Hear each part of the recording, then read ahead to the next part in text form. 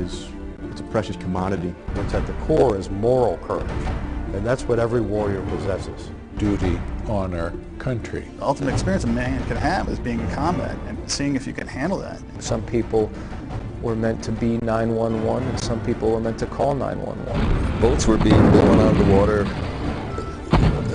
in the process of trying to land on the beach at Omaha.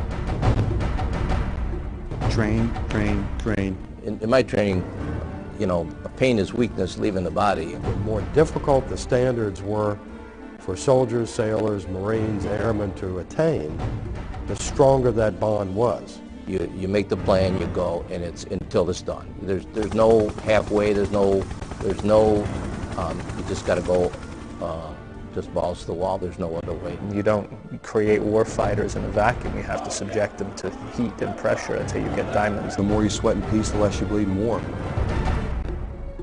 For America, I was and I still am willing to give up my life, give up my family, everything. I need to go. It was just, I needed to defend my country. The military is all about what you give. It's not so much about what you receive.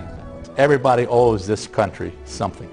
Warriors have a calling, and they would serve their country if you never gave them any medals, or no ribbons, or no accolades. As an American, as somebody who had the ability to do something, I felt it was my duty to do it because I can, I need to. Sometimes it's not enough that you do your best. Sometimes you have to do what's required. Sometimes they're dark and even heinous, but they're necessary.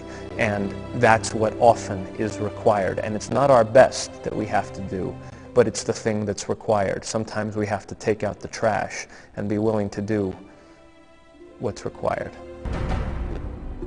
You know, you're leaving your family, and some make a sacrifice, and it's the ultimate sacrifice. He got it in the neck and in the head a few times, but the glass was flying every place. We got hit hard. It was bloody too. I mean, it was real bloody. A lot of blood, a lot of pieces of people, pieces of machinery, you know, pieces of gear strewn around. Gross, smell of flesh burning. You know you're going to bleed, but you also know that the mission and the accomplishment of that mission are grander than your own being. You were welded together in a way that you could never be broken apart again.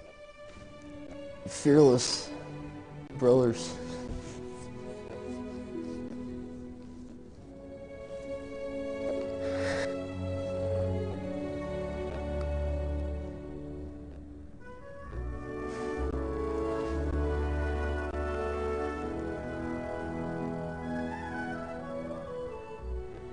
As a unit, you know, you don't want to leave your brothers out there. You know, I feel bad because I lost.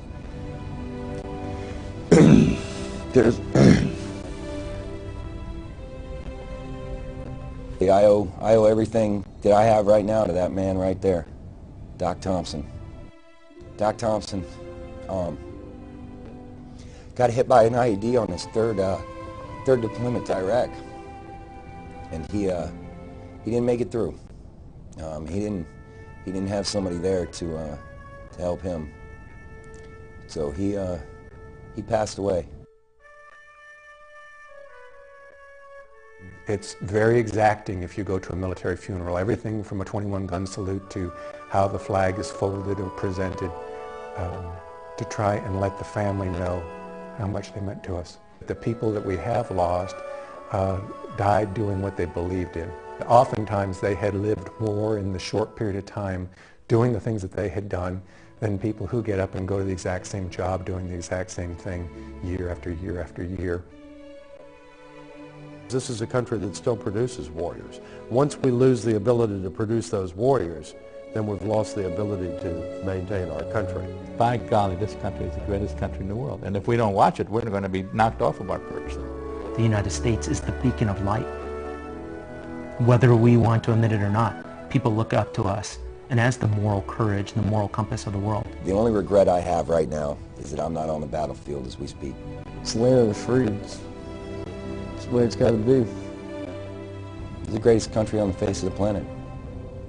And it's worth my life. I know that for sure. I'd give it again.